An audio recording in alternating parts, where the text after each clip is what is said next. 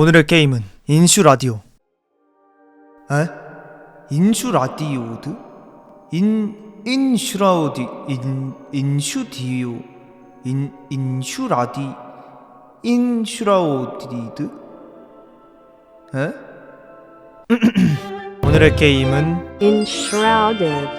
입니다. 다 집어치우고 본론부터 말하자면 이 게임의 세상은 아마도 망했습니다. 눈을 뜬 곳엔 사람 따위는 보이지 않고 해골들이 당신을 맞이합니다. 변이 생물에겐 버섯이 자라나 한 끼 식사를 해결할 수 있게 되었죠. 세상이 왜 이렇게 되었는지 모르겠습니다. 왜냐하면 인슈라우디드의 스토리는 지나가다가 주울 수 있는 종이 속 텍스트 몇 줄이 다고 저는 3줄 이상은 읽지를 못합니다. 그래서 AI짱에게 스토리 요약을 부탁했고 그는 이렇게 말했죠. 인슈라디오의 배경이 되는 엠버베인, 그곳의 주민들은 마법의 힘이 담긴 엘릭서를 찾기 위해 무분별하게 땅을 팠습니다. 아주 깊이. 그 결과 장막이라는 재앙을 깨우게 되죠. 장막은 모든 생명을 흡수하고 변이시키며 엠버베이를 완전히 멸망시켜버리게 됩니다. 그러므로 플레이어는 불꽃의 후예로서 개척자가 되어 이 망해버린 땅을 되살리고 왕국을 재건해야 하는 사명을 받게 됩니다. 하지만 이건 두 번째로 중요한 일이고 당장 벌목하고 돌 캐는 게 먼저입니다. 인슈라디오의 채집 수렵 자유도는 높기 때문에 웬만한 건 도끼로 찍으면 도끼 자국 생깁니다. 그러니 일단 닥치는 대로 부숴봐야 하죠. 앉아서 생각에 잠긴 해골씨, 그의 추억이 담긴 가구들을 모조리 조지면 살아생전 해골씨가 코어와 하체 근력을 극한으로 단련했다는 사실과 그가 하늘을 정복한 공중부양 마법사라는 사실을 깨닫게 돼. 그렇습니다. 엠버베일의 고대인들은 하늘을 정복했습니다.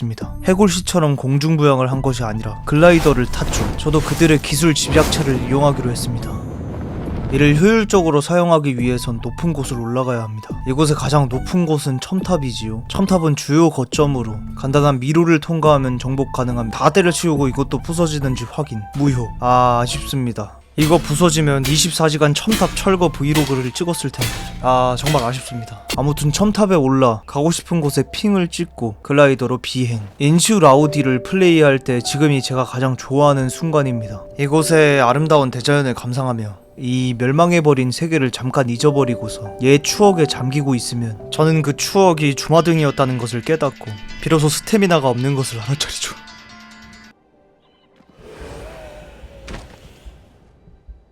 날아가다 뒤지는 것은 괜찮습니다.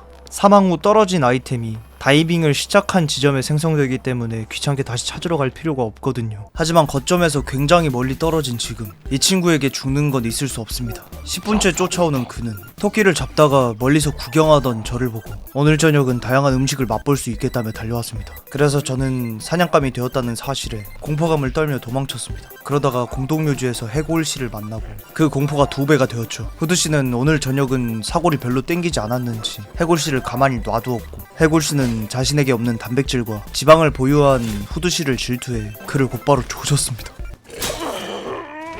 운이 좋게 1대1 상황. 나름대로 식스팩과 대흉군의 아름다움을 보유한 저이기에 저기 있는 뼈다귀 해골 멸치한텐 질 일이 없습니다.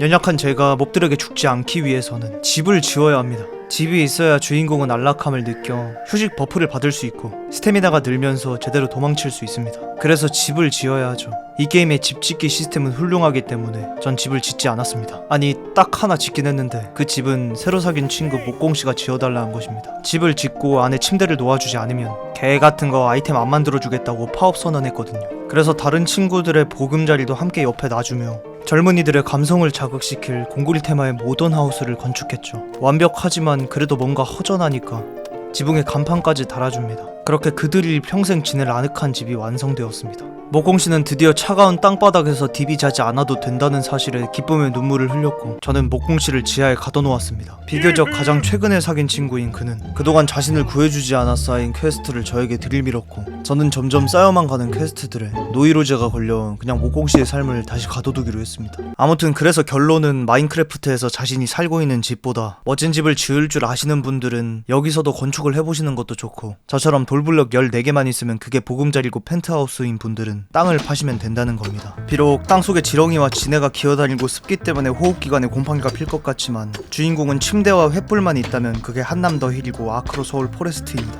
하지만 제가 땅을 파는 이유는 자가를 마련하기 위해서가 아닙니다. 앞서 스토리에서 소개해드린 엘릭서를 찾기 위해 이 노가다를 하고 있죠. 땅굴 파다 재앙을 불러일으켰다는 스토리는 저에게 있어 커다란 흥미를 느끼게 해주었습니다. 안녕하세요. 밑에 엘릭서가 있든 장막이 있든 이 인간들이 땅굴을 얼마나 파내려 갔는지 궁금했거든요. 주인공의 허리가 잠긴 정도가 곡괭이질 3번, 이걸 대충 1m라 잡고 곡괭이질 한 번 할 때 돌 1개씩 캐지니까 돌 3개에 1m인 셈이죠. 땅굴 깊은 곳은 어둡고 무서우니까 대장장이 씨와 함께 가겠습니다. 그의 대흉근과 측면 삼각근만 보더라도 얼마나 든든한지 모르겠습니다. 근데 피곤한지 딥이 자네요. 그래도 어쩔 수 없습니다. 엘릭서만 찾으면 왕국의 번영은 더 가속화될 터이니까요. 땅을 팔 때 스태미나가 닳기 때문에 시간이 많이 지체됩니다. 그러니 휴식 시간을 채워 활용 가능한 스태미나 총량을 늘려놔야 효율적으로 땅을 파내려고 할 수 있죠. 나중에 땅 팔 일 있으면 이렇게 하시길 바라겠습니다. 땅을 파고 있는지 10분 경과, 밑에서 수상한 반짝임을 발견. 이게 엘릭서인지 장막인지는 모르니까 일단 대장장이 씨부터 보냈습니다. 그의 발밑을 곡괭이로 캐서 아쉽게도 그가 안전합니다. 대장장이 씨가 장막에 휩싸여 고통에 몸부림치면서 다시는 저에게 침대를 만들어 달라고 하지 않겠다고 애원하는 모습을 보고 이 반짝이는 건 화염 보호구역이었습니다. 보호구역은 80m까지니까 뭐 그 정도 내려온 것 같습니다. 땅만 파는 걸 보면 영상이 지루해지니까 여러분들에게 깨알 상식을 알려드리겠습니다. 인간이 잠을 청할 때 어떤 생물이 주변에서 가장 많이 돌아다니는지 아시나요? 순위는 총 5위까지 있으며 1위는 바퀴벌레, 2위는 생쥐, 3위는 거미라고 합니다. 3위인 거미는 축축하고 습한 곳을 좋아해서 가끔씩 사람의 입속에 들어간다고 하네요. 그러니 여러분들은 입 다물고 주무시길 바라겠습니다. 사실 앞서 말한 건 진실이 아닙니다. 이건 제가 꿈에서 꾼 내용이죠. 이 꿈을 꾸다가 화들짝 놀라서 깼는데 그 이유는 4위가 유도미사일이었기 때문입니다. 그 뒤에 5위가 있었는데 그건 아직도 밝혀지지 않아서 제 인생 5번째 미제 사건입니다. 현재 돌의 개수는 447개, 약 150m쯤 내려왔습니다.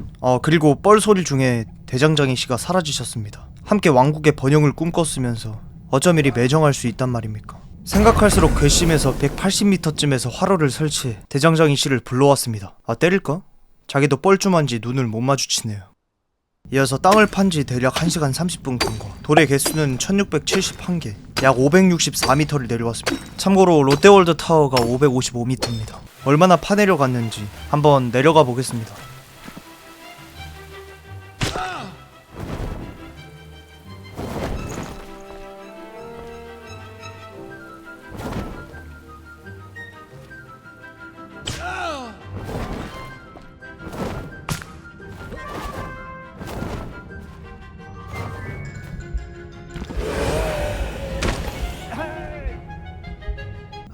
만족스럽군요. 한 가지 큰 사실을 알게 되었습니다. 화염 보호구역 밖에서 캐낸 땅굴은 게임을 끄면 다시 복구된다는 점이죠. 덕분에 한 100m는 날린 것 같습니다. 하지만 뭐 상관없습니다. 게임을 끄지 않고 오늘 안에 엘릭서를 발견할 것이기 때문입니다. 약 2시간 40분 경과, 892m를 내려왔습니다. 땅을 판 지 4시간째 4008개의 돌을 캤고 약 1336m를 내려왔군요. 이제 곧 엘릭서가 나올 것 같습니다. 그리고 대망의 5시간째 5950개의 돌을 캤고 약 1980m입니다. 밑에서 엘릭서의 냄새가 스물스물 올라오는 것 같습니다. 그리고 그 냄새 덕분이었는지 저는 정신착란에 시달려 기어코 메인 메뉴를 눌러버렸습니다. 허겁지겁 다시 게임에 접속. 불안하게 다른 지역의 캐릭터가 스폰되었습니다. 화로로 텔레포트해 상황을 살펴보니 화로 범위인 80m를 제외한 모든 땅굴이 이미 반전술식을 끝마친 시점이었습니다. 개 같은 거 뇌가 떨립니다. 제 5시간과 6000개의 돌덩이가 무의미해지기 전에 당장 땅을 파야 합니다. 이번엔 빠르게 내려가기 위해 편법을 이용하도록 하죠. DC 히어로가 알려준 땅굴 파는 법을 참고해 4m 블럭을 땅에 심고 해체하면 해체한 부분에 공간이 생깁니다. 이 방법을 통해 한 번에 4m씩 내려갈 수 있죠. 다만 블럭을 설치하기 위해선 화로가 있어야 하기 때문에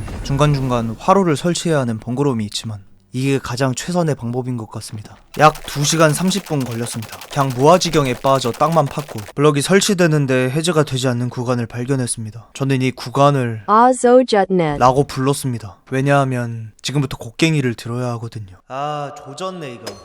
이 이상현상이 저의 여정의 마지막임을 바라며 땅을 팠고 다행히도 얼마 안가 블럭 설치와 곡괭이질이 통하지 않는 곳에 도달합니다. 여기서 더 나아가려고 하면 시스템이 저를 돌려보내기 때문에 이곳이 정말 저의 마지막인 것 같습니다. 여기 이 풀떼기를 보십시오. 이 땅속 깊은 곳에 생명이 살아 숨쉬고 있습니다. 이는 명백히 엘릭서가 불러일으킨 생명력이 아닐까요? 7시간 30분에 걸친 저의 여정은 깊은 땅속에 숨겨진 생명의 발견으로 결실을 맺었고, 그 발견은 앞으로 인버베일 주민들이 나아가야 할 길을 비추며 그렇게 끝을 맺게 되었습니다. 그리고 저에겐 이 방대한 터널만이 남았네요. 혹시 모르니 목공씨 먼저 보내고 그 다음 저도 낙하해 보겠습니다.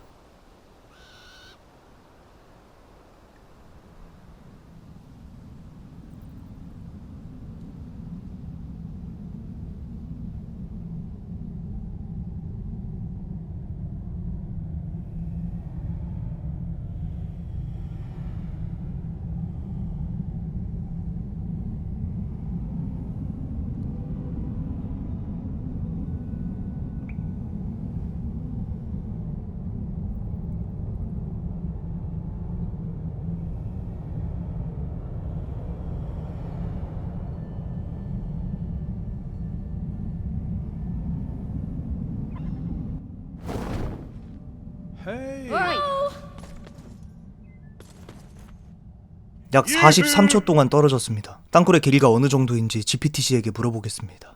게임 속이니까 공기 저항이 없이 43초를 자유낙하하면 약 9,060m 떨어진 거라고 합니다. 이게 공식이라고 하는데 저는 문과도 이과도 아닌 그냥 조청유가 잘 먹는 사람이라 공식 같은 건 잘 모르겠습니다. 그러니 시청하신 똑똑이 여러분들이 댓글을 달아주시면 열심히 읽어보겠습니다. 이제 저의 여정은 끝입니다. 장막과 괴물들을 피해 9,000m 아래에서 인버베일 주민들과 함께 왕국을 꾸려갈 수 있겠네요. 곧 있으면 크리스마스입니다. 여러분들은 이번 겨울을 애인과 행복한 연말을 보내실 예정이신가요? 혹시 애인이 없으시다면 하다못해 누군가와 따뜻한 온정을 나누며 한 해를 마무리하셨으면 좋겠습니다. 저는 보다시피 인슈라를 함께 플레이할 친구도 없기 때문에 이곳 지하에 남아 인버베일 주민들과 수면제로 크리스마스를 보낼 예정입니다. 옆구리가 시리군요.